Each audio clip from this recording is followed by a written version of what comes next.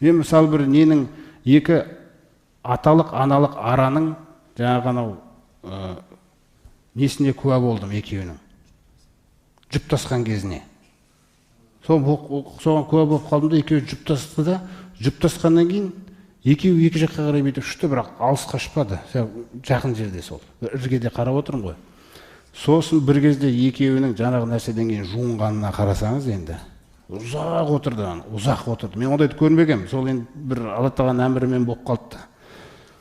Сосын кәдімгідей бүйтіп көзімді бүйтіп қарасам, бір күнде жақсы түсіп тұрды. Ана қанаттарын бүйткен кезде бір кішкентай бірдеңелер түседі бүйтіп.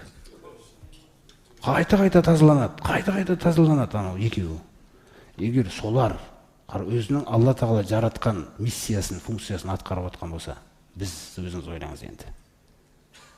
Сол әр қайсына қарасаңыз, соны тапсиротан, менің құдіретімді, менің хақ екендігімді көрсету үшін өсіріп қойған дейді Алла тағала. Міне. Әр нәрседе Алла тағаланың жаңағы мықты жаратушы екендігін белгісі тұр да. Вазикро. Сосын көзіңе осыны көрсетеді.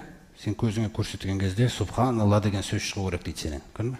Субханалла, не деген пәксің Раббым деген.